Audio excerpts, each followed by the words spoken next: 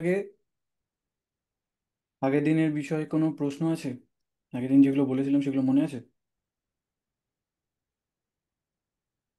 কিভাবে কোনটা চুম্বক পদার্থ আছে, আর কিভাবে একটা প্রবাহী তার চৌম্বক ক্ষেত্র তৈরি করতে পারে, সেই চৌম্বক ক্ষেত্রের দিক কোন দিকে হবে, আর হুম, ঋজু তড়িৎ প্রবাহীর ক্ষেত্রে উম, তার চৌম্বক ক্ষেত্রের অভিমুখ এবং অভিমুখগুলো আমরা দেখেছিলাম। এগুলো পরীক্ষার মাধ্যমে আমরা বুঝেছিলাম। আজকে পড়বো বায়োসাভার্টের ল। ঠিক আছে, আগের দিনের কোনো প্রশ্ন থাকলে নিমপিত, বাঁশবেড়িয়া, নবাবগঞ্জ, তোমাদের অ্যাটেন্ডেন্সটাও দিয়ে দিও। হুম,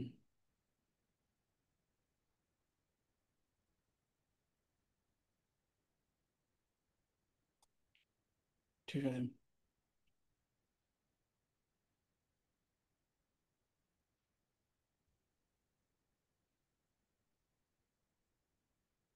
আগের দিনের কোনো কোশ্চেন নেই? নিমপিত,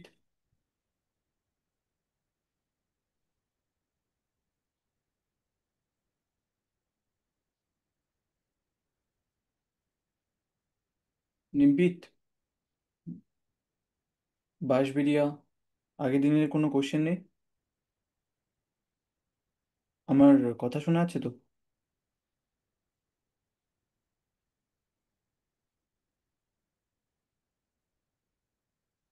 না স্যার, কোনো কোশ্চেন নেই। বাহ। উম, ঠিক আছে। তো আজকে আমরা পড়বো বায়োসাভার্টের ল। তোমাদের এখানে যে আহ, যেভাবে বলা আছে বইতে, যে কিভাবে বায়োসাভার্টের ল পাই, তোমরা কি জানো? মানে যে কোনো সূত্র কিভাবে আসে? কোনো, যেমন নিউটনের দ্বিতীয় গতিসূত্র, তৃতীয়, এগুলো কোথা থেকে এসেছে জানো সূত্রগুলো? দেখো, দুভাবে কাজ হয়। সেটা হচ্ছে, প্রথমে বিজ্ঞানীরা সূত্র বার করে, সেখান থেকে সেটা পরীক্ষা করা হয়। ঠিক আছে। অথবা কোনো পরীক্ষা থেকে, ঠিক আছে, পরীক্ষা থেকে বারবার পরীক্ষা করার পরে আমরা জানি, যেমন একটা দাবা খেলা। ঠিক আছে, তুমি প্রথম যখন দাবা খেলা শিখেছিলে তখন আহ একটা সেকেন্ড,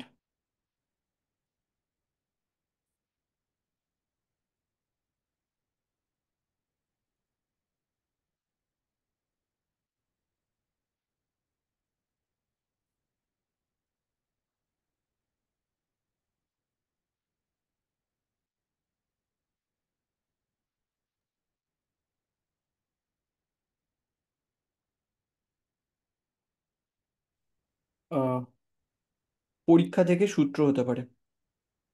ঠিক আছে, এই দুটো জিনিস বোঝা খুব ইম্পর্টেন্ট। যেমন দাবা খেলা, তোমরা বাকিরা সবাই ক্যামেরা অন করবে। তোমরা তো দাবা খেলা কিভাবে শিখেছিলে প্রথমে? কেউ খেলছিল সামনে, সেখান থেকে তো না? একটা চাল কিভাবে এইখান থেকে এই বোর্ডে কোথায় মানে এখানে ধরো তোমার ঠিক হয়নি যেটা এখানে ধরো গজ গজ থাকে, সেটা সোজাসুজি যায় বা পাশাপাশি যায়, কি করে বুঝেছিলে? খেলতে খেলতে, দেখতে। সেরকম ভাবে পরীক্ষা করে করে সেখান থেকে সূত্র বার করা যায়। ঠিক আছে, বায়োসাভার্টের লটাও তাই। বায়োসাভার্টের যে সূত্র আছে, তোমাদের এখানে একটু বেসিক ধারণা আছে, সেগুলো দেখা দরকার। আগের দিন ঋজু পরিবাহী বলছিলাম। ঋজু কথার অর্থ হলো কি সরু। ঠিক আছে, আর বললাম কি, যেদিক বরাবর কারেন্ট যাবে সেদিক বরাবর ডান হাতের বৃদ্ধাঙ্গুষ্ঠ ধরলে দেখা যাবে তার ফিল্ডটা কোন দিকে হবে। ঠিক আছে, এই বরাবর ফিল্ডটা ঘুরতে থাকবে। তো এই হবে। হুম। তো এবার দেখো, এর একটা খুব ক্ষুদ্র দৈর্ঘ্যের যদি অংশ নিই, ঠিক আছে, সেখানে ধরো সেটা ডিএ। আচ্ছা, একটুখানি সাইন কনভেনশন বুঝতে হবে। ঠিক আছে, দেখো, ডি কথার অর্থ হলো গিয়ে তোমরা তোমরা কন্টিনিউটি সন্তত করেছো না? কন্টিনিউ কোনো ফাংশনের কন্টিনিউটি, ডিফারেন্সিয়াল, এগুলো তো পড়েছো। ঠিক আছে। তো ডি আর ডেল্টার মধ্যে পার্থক্য হচ্ছে, ডিটা হলো গিয়ে যতটা ক্ষুদ্র তুমি ভাবতে পারো তার থেকেও ক্ষুদ্র, আর ডেল্টার একটা মান আছে। ঠিক আছে, একটা মান আছে। তো এটা সংজ্ঞাত, এইটা খুব ক্ষুদ্র। তুমি যদি বলো 0.0000001, 10 to the power 10 to the পাওয়ার, যত বলবে তার থেকেও কম, এই ডি হিসাবে লেখা হয়, তখন ডিএল লেখা হবে। আর যদি সেটা খুবই ক্ষুদ্র হয় কিন্তু সেটা ধরার মধ্যে হয় তোমার, ধরো সেটা 10 টু দি পাওয়ার -5 তুমি লিখতেই পারছো সবসময়, তাহলে সেইটাকে ডেল্টা এল দিয়ে লেখা হয়। ঠিক আছে, আমরা এরকম একটা ক্ষুদ্র দৈর্ঘ্য নিয়েছি। ঠিক আছে। আচ্ছা এবার বলো তো, দৈর্ঘ্যের তো তোমরা জানো দৈর্ঘ্য একটা ভেক্টর কোয়ান্টিটি, দৈর্ঘ্য, বেগ, গতিবেগ, তারপর হলো কি ত্বরণ, দৈর্ঘ্য একটা ভেক্টর। তো ভেক্টর চিহ্ন দেওয়া হয়। ঠিক আছে, একটু ভুলে গেল, ডেল্টা এল হবে। ঠিক আছে, মানে বুঝতে পেরেছো, এটা ক্ষুদ্র হলেও তোমার হাতের মধ্যে আছে। আর এটা তার ভেক্টর কোয়ান্টিটি খুব ক্ষুদ্র হলেও এর ডিরেকশন আছে না, এই বরাবর যাচ্ছে কারেন্ট, তো এই ডিরেকশনটা। আর লেংথটা হচ্ছে এইটুখানি। এর দৈর্ঘ্য কতটা সেটা এবার দেখো যে, আচ্ছা কারেন্টটার অভিমুখটা উল্টো দিকে নিলে বেশি ভালো হবে।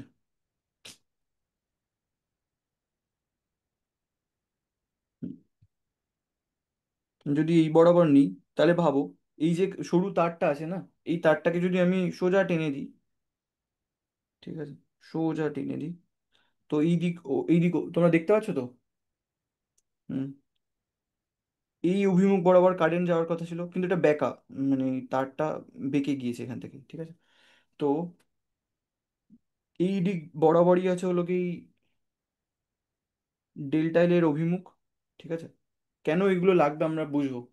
ঠিক আছে, আর এখান থেকে আর দূরত্ব, এই একদম ধরো এর মাঝ বরাবর থেকে আর দূরত্বে, সেটা ধরো এখান থেকে আর দূরত্বে পি বিন্দুতে, এখানে একটা পি বিন্দু কল্পনা করেছি, এখানে আমরা চৌম্বক ক্ষেত্রের মান বার করব। ঠিক আছে, চৌম্বক ক্ষেত্র। ঠিক আছে, এটা পুরোপুরি এক্সপেরিমেন্টাল রেজাল্ট, মানে তোমার পরীক্ষা করে জানা গিয়েছে যে এই রেজাল্টটা কিরকম হয়। তো সুতরাং কিসের কিসের সাথে নির্ভর করে, যে যদি শুধু এইটুখানি তার হয়, এই ছোট খুব ছোট দৈর্ঘ্যের, তার জন্য যে খুব ক্ষুদ্র আহ, চৌম্বক ক্ষেত্র হবে, সেই চুম্বক ক্ষেত্রের মান প্রথমে ভালো করে বুঝবে, এর কিন্তু কোনো ডিরেকশন দিইনি, মান, এর মানটা ওই কারেন্টের সমান, ওই দৈর্ঘ্যের প্রথমে সমানুপাতিক হবে। ঠিক আছে, দ্বিতীয়ত ওর কারেন্টের সাথে সমানুপাতিক হবে। ঠিক আছে, তৃতীয়ত ওর ডিরেকশনের সাথে আসবে। প্রথমে ওর থেকে দূরত্ব কত হবে, তোমরা তো পড়েছিলে না কুলম্বের সূত্রের ক্ষেত্রে, এটাও কিন্তু এটা কিন্তু পরীক্ষামূলকভাবে এসেছিল এই সূত্রটা। ঠিক আছে, 1/r² যদি সরি, এখানে যদি কিউ1 কিউ2 দুটো চার্জ থাকে, এদের মধ্যবর্তী দূরত্ব যদি আর হয়, এর মধ্যে এদের মধ্যে যে বল ক্রিয়া করবে সেটা 1/r² সমান হয়, তোমরা পড়েছিলে না? এরকমভাবে চৌম্বক ক্ষেত্রের ক্ষেত্রেও এই 1/r² ফলো করে। ঠিক আছে, এগুলো কিন্তু মাথায় রাখতে হবে। এগুলো পরীক্ষা, মানে এটা তুমি ধরো প্রকৃতিতে একটা ঘটনা ঘটে, সেই ঘটনাটাকে আমরা বোঝার চেষ্টা করছি এইভাবে, প্রথমত ওই ছোট দৈর্ঘ্যের সঙ্গে সমানুপাতিক হয়, বাকিরা সবাই ক্যামেরা অন করবে, আহ কারেন্টের সাথে সমানুপাতিক, আর 1/r², মানে এর মধ্যবর্তী দূরত্ব এই বিন্দু থেকে এই বিন্দুর যে দূরত্ব তার বর্গের ব্যস্তানুপাতিক, মানে 1/। ঠিক আছে, আর একটা জিনিসের পরে ডিপেন্ড করে, সেটা হচ্ছে ডিরেকশন। ঠিক আছে, কোন দিক বরাবর আছে। ঠিক আছে, যদি এই অ্যাঙ্গেলটাকে বলি আমি থিটা, তো এই ক্ষুদ্র চৌম্বক ক্ষেত্রটা এই অ্যাঙ্গেলের উপরে ডিপেন্ড করে যাবে। ঠিক আছে, এগুলো পরীক্ষালব্ধ ফল, এগুলো তোমাদেরকে মনে রাখতে হবে। কিসে কিসের ওপর, ওই ক্ষুদ্র দৈর্ঘ্য, যে তুমি যে তড়িৎ পরিবাহী তার নিয়েছো সেই তারের দৈর্ঘ্যের ওপর ডিপেন্ড করে, তারের মধ্যে দিয়ে কত কারেন্ট যাচ্ছে তার উপরে ডিপেন্ড করে, তার মধ্যবর্তী ওই ওই বিন্দু থেকে এই বিন্দু কত দূরত্বে নিয়েছো সেই দূরত্বের মধ্যে, সেই দূরত্বের বর্গের ব্যস্তানুপাতিক হয়। আর এই দুটোর মধ্যে, মানে তুমি এই যে ডিরেকশন, মানে এই যে ডিএল এর যে ডিরেকশন, ভালো করে দেখবে এটা, বুঝে নেবে। ঠিক আছে, ডিএল এর যে ডিরেকশন আর আর এর যে ডিরেকশন, ঠিক আছে, এই দুটোর মধ্যবর্তী অ্যাঙ্গেলের উপর, ডিরেকশনের উপর ডিপেন্ড করে, দুটো ডিরেকশন, দুটো ভেক্টর কিরকম ডিরেকশনে আছে। ঠিক আছে, এটুকুনি সবাই বুঝেছো? এবার তোমরা ভেদ করেছিলে, তো এই হিসাবেই আমি ডিরেক্ট লিখে যাচ্ছি। ঠিক আছে, is proportional to I delta L, এটাকে ডেল্টা বলা হয়, ঠিক আছে, sine theta by R square. ঠিক আছে, এবার আমাকে একটা জিনিস বলো তো, যদি এই আইটা একটা ভেক্টর হয়, যদি ধরি আই একটা ভেক্টর, এই ডেল্টা এল একটা ভেক্টর, এইটা দেখে কিছু মনে পড়ছে? তোমরা ক্লাস ইলেভেনে পড়েছিলে ভেক্টরের কোনো গুণ যোগ, কিছু মনে পড়ছে এটা দেখে? এই দুটো, দুটোকে যদি আমি ভেক্টর ধরি, এই দুটো ভেক্টর কোয়ান্টিটি হয়, তাহলে এই জিনিসটাকে কিভাবে লেখা যায়? নিমপিত, নবাবগঞ্জ, বাকিরা কোথায় গেল?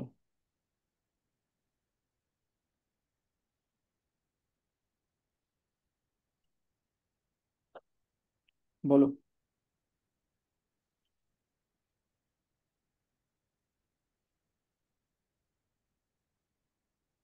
মনে পড়ছে না? নিমপিত, এ ক্রস বি কি হয় যদি ভেঙে লেখা হয় ভেক্টরের ক্ষেত্রে?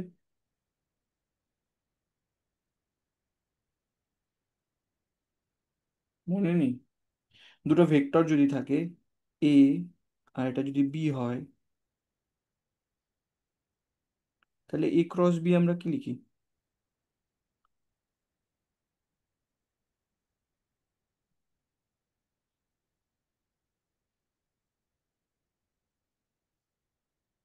এর ভ্যালু, মানে মড ভ্যালু, কস থিটা না sine theta? Sine theta, N cap. এই যে তল রয়েছে, যে এবি যে তল তৈরি করে, সেই তলের পারপেন্ডিকুলার, মানে লম্ব হবে ওই তলের উপর। মনে নেই এটা? তো এটাকে আমরা এরকম ভাবে লিখতে পারি তাহলে। আচ্ছা, কোনটার সাথে কোনটা গুণ হবে সেইটা কোথা থেকে আসবে বলো তো দেখি। মানে আগে এ হবে না বি হবে? এ বি চেঞ্জ করে দিলে তো উল্টো ডিরেকশন হয়ে যাবে না সবসময় কি? এ ক্রস বি মানে হচ্ছে এই দিক বরাবর, ঠিক আছে, এই বরাবর যাবে, এটা উল্টো হয়ে গেছে একটু।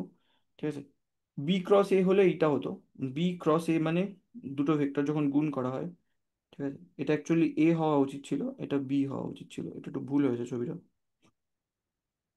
ঠিক আছে। হুম। হুম। তো এখানে তোমরা ডিরেকশন বলতে পারবে? দেখো, ভালো করে বুঝবে। তো দেখো, এটা ডিএল এর ডিরেকশন আছে, ডিএল একটা ভেক্টর, ঠিক আছে, আর একটা vector, not I, I K আমি ভেক্টর হিসাবে ধরলেও এই আই এর ডিরেকশন আর ডিএল এর ডিরেকশন একই। ঠিক আছে, ভালো করে দেখো, এই ডিএল যে বরাবর আছে, কারেন্ট তো সেই দিক বরাবরই যাবে না, সেই অভিমুখে। এই দুটো ভেক্টর একই ভেক্টর, তাহলে আর কোন ভেক্টর পড়ে রয়েছে? আর ভেক্টর, সেটা হতে পারে। তো এটাকে এরকম ভাবে লেখা যায়, আই ডিএল ক্রস আর। ঠিক আছে, আর ক্যাপ অ্যাকচুয়ালি ওপরে যেহেতু ইউনিট ভেক্টর, আর আর নিচে আর স্কোয়ার হয়ে যাবে। তো এই ওপরের জিনিসটাকে আমরা এরকম ভাবে লিখতে পারি। ঠিক আছে, নিমপি তোমরা বুঝতে পেরেছো? হ্যাঁ স্যার, বুঝতে পারছি। আচ্ছা, ঠিক। এবার আমাকে বলো, তো এটা ভেদের থেকে আমরা জানি, তাহলে এই প্রপোর্শনাল উঠে গিয়ে একটা কনস্ট্যান্ট বসবে, সেই কনস্ট্যান্ট কেটাকে আমি ওর মান বসিয়ে দিলাম μ0/4 পাই। ঠিক আছে, আর বাকি যা আছে I delta L by R square. এবার আমাকে বলো তো দেখি, আহ, এখানে যখন এই আহ, এইটাও এই দৈর্ঘ্যটা চেঞ্জ হয়েছে, ধরো এইখানের দৈর্ঘ্য আমরা নিলাম, সেখানে কি আর একই থাকবে নিম্পিত? এখান থেকে যদি, এখান থেকে এই এই দৈর্ঘ্যটা না নিয়ে আমি যদি এখানকার নিতাম আর এই পয়েন্ট একই রাখতাম, তাহলে তো সেটা চেঞ্জ হয়ে যেত না, সেটা এখান থেকে এই বরাবর যেত, তাই না? হুম। আরটা তাহলে চেঞ্জ হচ্ছে ডিএল এর সাথে, বুঝতে পেরেছো? এই প্রত্যেকটা কোয়ান্টিটি কিন্তু বোঝার দরকার। হুম। তো যখন আমরা যখন এই দৈর্ঘ্যটাকে যোগ করব, ধরলাম আমি এইটা খুব ক্ষুদ্র, কিন্তু আমি ধরতে পারি, ঠিক আছে, খুব মানে মানে কিরকম বলি, একের পরে দুই তিন এরকম ভাবে ধরতে পারি আমি জিনিসটাকে। তো সেক্ষেত্রে আমরা জানি কি, আমরা সামেশন চিহ্ন বসাই, সামেশন, আর কারেন্ট যদি কনস্ট্যান্ট থাকে তা আমরা এটা লিখতে পারি μ0 I/4 পাই, এই জিনিসটাকে। ঠিক আছে, এই জিনিসটাকেই, ঠিক আছে, লিখতে পারি মিউ জিরো আই, আই যেহেতু কনস্ট্যান্ট, আই এর পরে তো কিছু নেই, সব তারের মধ্যে দিয়ে সমান প্রবাহ যাচ্ছে, DL cross R cap by R square, এটাই হচ্ছে মোট বি। ঠিক আছে, বা লোব, মানে টোটাল ওখানে যে যে পরিমাণ আহ, চৌম্বক ক্ষেত্র তৈরি হচ্ছে তার অভিমুখ এবং তার মান এরকম হবে। আর যদি সেটা কন্টিনিউয়াস হয়, কন্টিনিউয়াস মানে কি, মানে এই তারটা ধর ছোট ছোট এরকম দৈর্ঘ্যে না ভেঙে, এটা ভাবছি এখানে মাঝখানে জোড়াই আছে সব জায়গায়, তো সেক্ষেত্রে কি করতে হয় তোমরা তো জানো, এই সামেশনটাকে ইন্টিগ্রেশনে কনভার্ট করতে হয়। কি করবে তখন? তখন এই ডেল্টা এলটা ডিএল হয়ে যাবে, DL cross R cap by R square. ঠিক আছে, তোমরা এই পর্যন্ত বুঝতে পেরেছো? তোমাদের এগুলো আছে বোধহয়, আমি ঠিক বইতে দেখিনি, এগুলো তো থাকার কথা। হুম, এগুলো থাকবে, অবশ্যই থাকবে। এটা এই দুটো তোমরা মনে রেখো। ঠিক আছে, বুঝতে পেরেছো? আর এখানে অনেক সময় অনেক বইতে এরকম ভাবে লেখা থাকে, মিউ নট, ঠিক আছে, বাই 4 পাই আই ক্রস আর। বলো তো আই ক্রস আর কেন লিখলাম? নিম্পিত, বাঁশবেরিয়া, তোমরা বলো তো দেখি কেন আমরা এটা লিখলাম ওপর থেকে এখানে? সে আই মানে তো সে একক দৈর্ঘ্যের প্রবাহ মতো মনে হয়। আই মানে একক দৈর্ঘ্যের, না, আই মানে তো তোমার যে কারেন্ট যাচ্ছে ওর মধ্যে দিয়ে, সেটা হচ্ছে কিউ, কত পরিমাণ চার্জ গিয়েছে একক সময়ে। হ্যাঁ, আর এটা দৈর্ঘ্য সাথে এরকম লিখতে পারি কি করে, বলো? বাঁশবেরিয়া,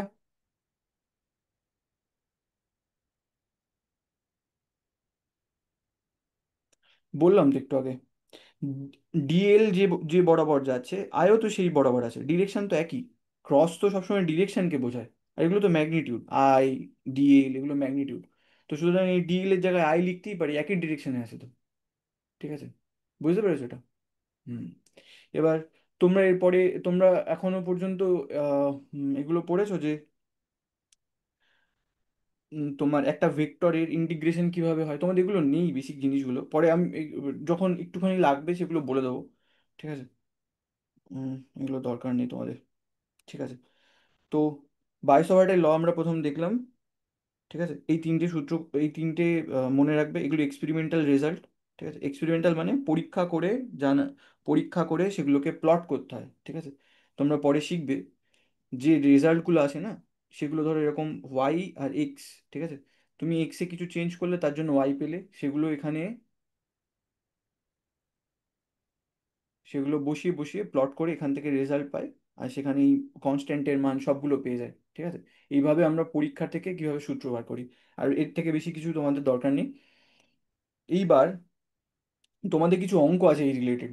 ঠিক আছে, সেই অঙ্কগুলো যেরকম আগে আমরা করতাম প্রবলেম সলভিং, সেই প্রবলেম, দেখি একটা দুটো প্রবলেম।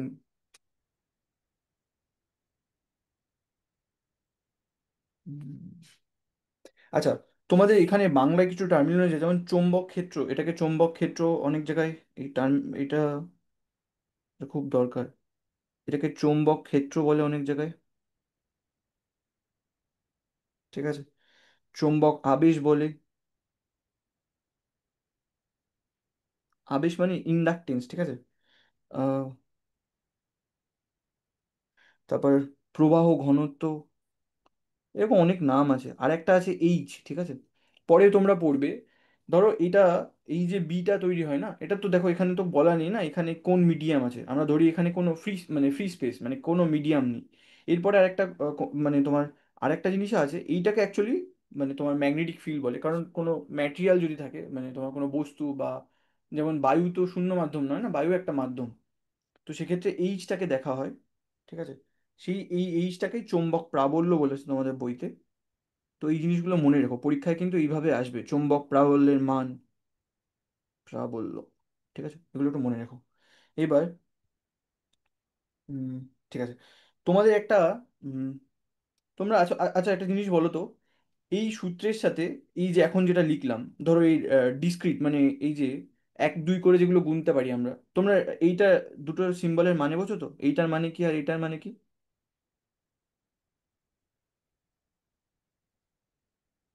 এখান থেকে এখানে তোমরা এইটো এই এই এই এই জিনিসটা বোঝো তো? মানে দেখো, মাঝে মাঝে রিপ্লাই দেবে যে স্যার এটা ধরতে পারিনি, বুঝতে পারিনি। দেখো কি হয় যদি এন লিখি না, এন এর পরে সামেশন হয় 0 টু ধরো 3, তো এখানে কি হয়, প্রথমে এন এর ভ্যালু 1 বসবে, প্রথমে কি নেবে, এক এক করে বাড়ছে, এন এর ভ্যালু 1, তারপরে 2 নেবে, তারপরে যে 3 হয়ে যাবে, তারপর থেমে যাবে, তার মানে এটা ভ্যালু 6। ঠিক আছে, ঠিক সেরকম ভাবে যখন ইন্টিগ্রেশন হবে না, তখন এই 1 2 3 এরম ভ্যালু নেবে না, এর মাঝে যত আছে 1.1 2 2 3 যা নেবে, তারপর 2.2 ডট ডট ডট যত কিছু আছে সেই ভ্যালুগুলো এখানে নেবে। ঠিক আছে, তো সেম জিনিস যদি আমরা এটা যদি ধরো এটা ডিএক্স নিই, এটা যদি ডিএক্স বলি, এক্সটা ধরো এই এনটাই এক্স হয়ে যায় বা ডিএনই ধরো। ঠিক আছে, সেই ডিএন 0 থেকে যদি 3 হয় না, তোমরা তো জানো এটা ইন্টিগ্রেশন কি হবে, যদি এটা নর্মালি হয় তো এনই হবে, এন এর ভ্যালু 0 টু 3, তো 3 আসবে। তো দেখেছো দুটোর মধ্যে পার্থক্য আছে, কন্টিনিউয়াস হলে কি হবে আর ডিসক্রিট হলে কি হবে, এটাকে ডিসক্রিট বলা হয় আর এটাকে কন্টিনিউয়াস বলা হয়। ঠিক আছে, এটা মাথায় রেখো, কারণ এই জিনিসগুলো পরবর্তী সময় খুব কাজে লাগবে। তোমাদের অঙ্ক আছে এখান থেকে। ঠিক আছে, এরপরে তোমরা তো ঠিক আছে, আর বেশি ডিটেলসে এগুলো জানার দরকার নেই। আচ্ছা, এবার আমাকে একটা জিনিস বলো, যে এই সূত্রটা, ঠিক আছে, এই দুটোর মধ্যে কি সিমিলারিটি পাচ্ছ, একই রকম জিনিস, μ0/4 পাই সামেশন ওভার ডেল্টা এল, এই ডেল্টা এল এর পরে সাম আছে, ঠিক আছে, ইন্টু মানে cross cross R cap by R square. ঠিক আছে, এই জিনিসটাকে সিম্পল ভাবে লেখা যায়, আমি মানে তোমার ভেক্টর ফর্মটাকে জাস্ট এর মানে লিখছি।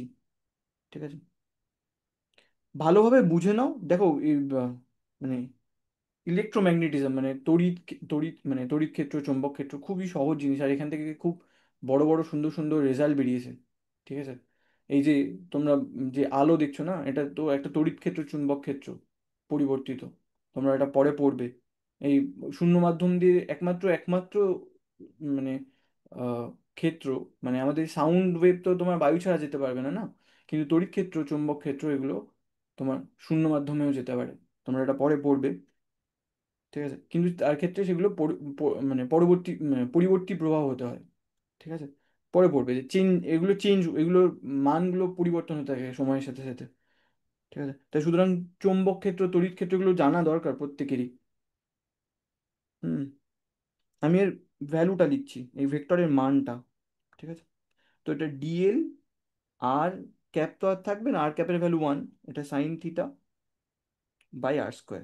এবার আমাকে বলো, তোমরা তো ইলেকট্রিক ফিল্ড পড়েছো, ইলেকট্রিক ফিল্ডের মানকে আমরা কিরম ভাবে লিখি, Q/4 pi epsilon, sorry, 1/4 pi epsilon naught Q1 into Q2, দুটো চার্জের মধ্যে, দুটো চার্জ আছে, Q1 Q2, দুটোর মধ্যে আর যদি দূরত্ব থাকে, এবার বলো এই দুটো সূত্রের মধ্যে কোনো কিছু সিমিলারিটি, একই রকম জিনিস দেখতে পাচ্ছ? বলো দেখি নিম্পিত।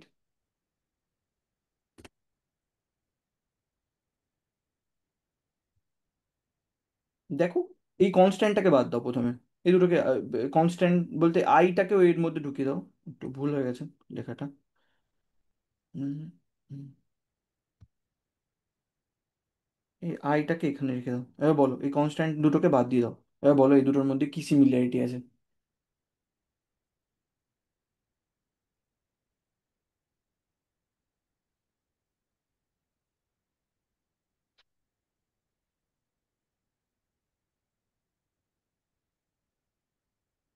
বলো, দেখতেই পাচ্ছ তো এখানে আর স্কোয়ার আছে, এখানেও আর স্কোয়ার আছে, সেরকম ভাবে বলো।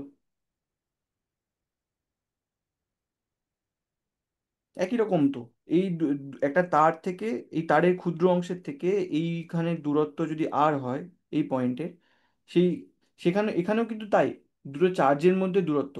আমি অথবা এরকম ভাবে ভাবতে পারি, তুমি ভালো করে, ও আচ্ছা এটা ইলেকট্রিক ফিল্ডটা একটু ভুল, আচ্ছা আচ্ছা আচ্ছা, এটা সরি একটু ভুল করে ফেলেছি এখানে আমি। এটা অ্যাকচুয়ালি এদের মধ্যে বল, আমি এটা তড়িৎ ক্ষেত্র লিখেছি। ঠিক আছে, এখানে আর দূরত্বে একটা পি বিন্দুতে, এই পি বিন্দুতে আমি তড়িৎ ক্ষেত্র দেখছি। ঠিক আছে, এর অভিমুখটা এই দিক বরাবরই হবে, যেহেতু পজিটিভ চার্জ আছে। ঠিক আছে, এই বরাবর এখান থেকে ইলেকট্রিক ফিল্ড যাবে। তো আমি দিক লিখিনি, আমি জাস্ট এর মান দিয়ে দেখছি। বলো দেখি তাহলে এইবার কি আছে সিমিলারিটি। তড়িৎ ক্ষেত্র তো এরকম হয়, বলো। দেখো 1/r², 1/r² আছে, দুটোর ক্ষেত্রে 1/r² আছে। আর এইটা দেখো চার্জের মতো, আমি যদি এটাকে কনস্ট্যান্ট ধরে নিই, মানে ধরো এটাও যদি, এটাও একটা কনস্ট্যান্ট, এর এর ভ্যালু তো কনস্ট্যান্ট, এটা শূন্য এটা বায়ু মাধ্যমে বলে, এটার ক্ষেত্রে বায়ু মাধ্যমে, এই দুটো কনস্ট্যান্ট, এই দুটো কনস্ট্যান্ট আলাদা। ঠিক আছে, শুধুমাত্র তাহলে আমি এখান থেকে লিখতে পারি এই কনস্ট্যান্ট ছাড়া Q1 নিয়ার, এখানে বলে হলো কি Q1 এই ইকুয়েশনের ক্ষেত্রে আইডিএল সাইন থিটার মতো আচরণ করছে। বুঝতে পারছো নিম্পিত? বুঝতে পেরেছো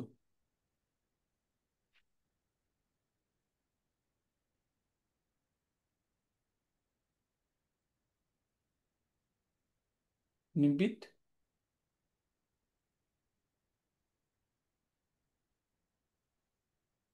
হ্যাঁ স্যার। আচ্ছা, ঠিক আছে। এবার আমরা দেখবো একটা কারেন্ট, ঋজু পরিবাহী কিন্তু, সেটা অনন্ত দৈর্ঘ্যের। অনন্ত দৈর্ঘ্য মানে একদম ইনফিনিটি।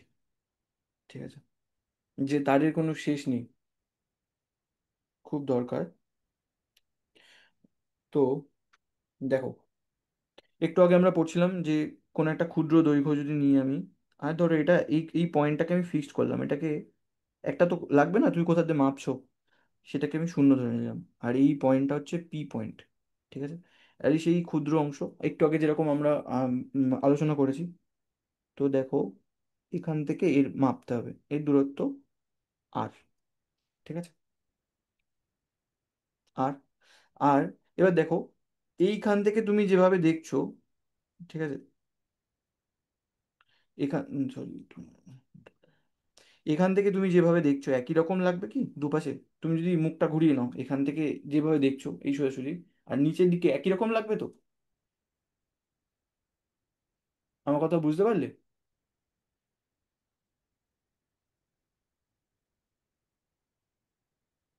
আচ্ছা, দাঁড়াও, আরো সহজ করে দিই। ধরো,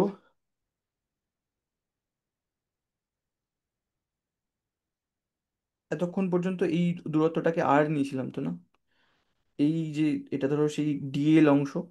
ঠিক আছে, এবার আমাকে বলো, এই এই এইটুখানির জন্য এখানে চৌম্বক ক্ষেত্রের মান কত হবে নিম্পিত?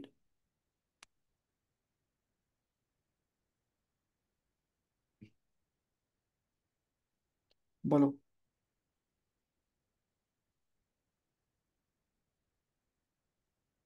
তোমাদের এখানে যদি কোনো আর কোনো দৈর্ঘ্য লাগে সেগুলো তোমরা বসিয়ে নিতে পারো। আমি তোমাকে বলে দিয়েছি এখান থেকে এই দূরত্ব আর। ঠিক আছে, আমাকে লাগবে হলো গিয়ে এই ক্ষুদ্র অংশের জন্য কত ক্ষুদ্র চৌম্বক ক্ষেত্র তৈরি হবে, মানে কতটা চৌম্বক ক্ষেত্র তৈরি হবে, সেটাকে ডিবি নাম দিয়েছি, কত হবে সেটা বলো। একটু আগে তো করলে, বলো।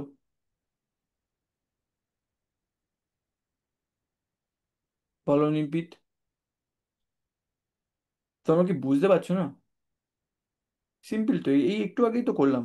এই ছোট ওই তো এখান থেকে এইটুখানি দূরত্ব, এখান থেকে যা নেব সেই আরটাই তো চেঞ্জ হচ্ছে। বলো।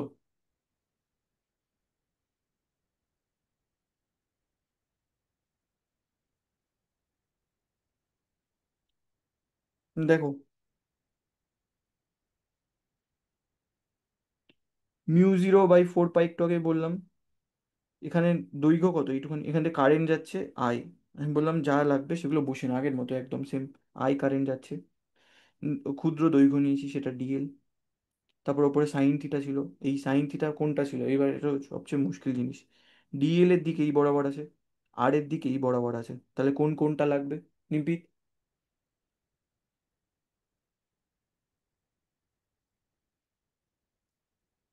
কোন কোনটা লাগবে, কোন দিকে কোনটা লাগবে?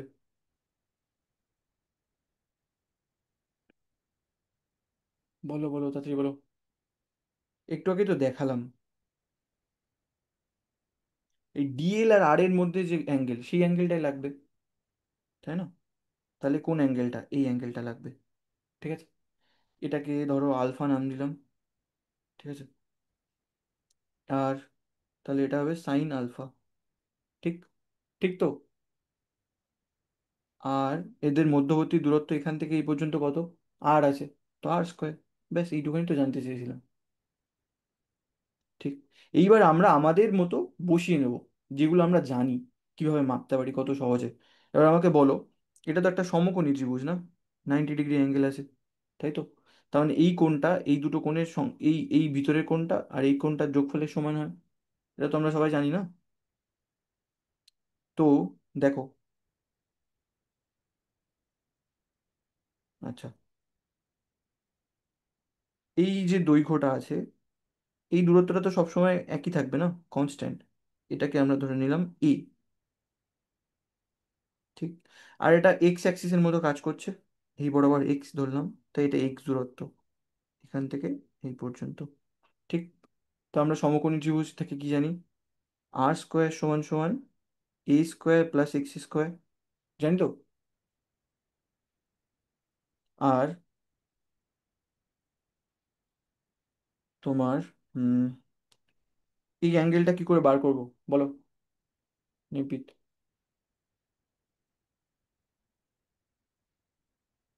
সাইন আলফার ভ্যালু বার করতে হবে। এটা আলফা, আমি বলে দিয়েছি এই কোণটা আর এই কোণটা যোগফল এই আলফা হয়, বাইরে তো জানো একটা কোণে যোগফল, এই যে এই কোণটা।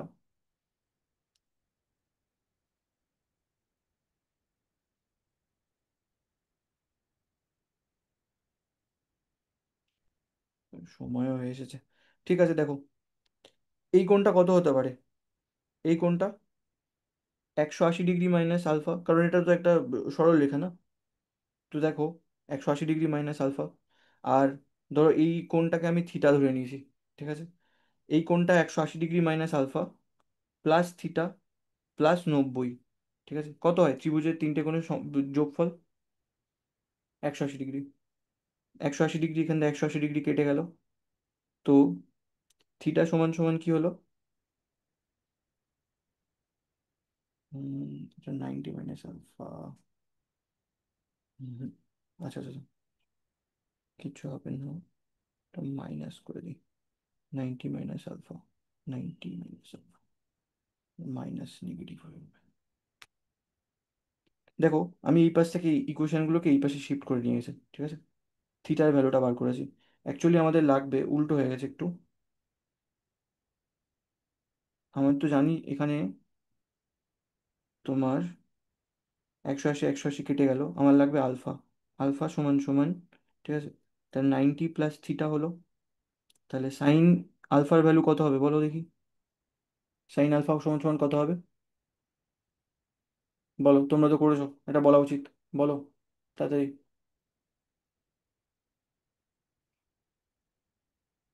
সাইন 90 প্লাস থিটা কি হয়?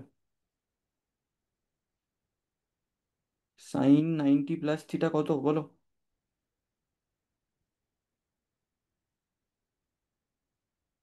মনে নেই?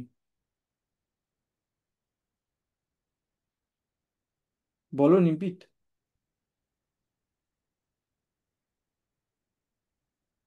স্যার কস থিটা হবে তো। হুম, সেটা তো জানার চেষ্টা করছি তোমাদের কাছ থেকে, বলছোই না।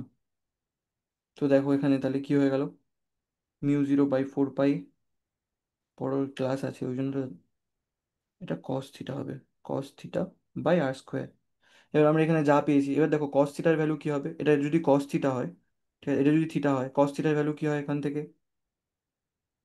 কস থিটা সমান সমান এইটা আর, ঠিক আছে, অতিভুজ। আর কোনটা লাগবে বলো? এ, ভূমি বাই অতিভুজ। ঠিক আছে, বাই 4 পাই। ঠিক আছে, আইটাকে এখানে লিখে দিলাম, ডিএল হলো এখানে,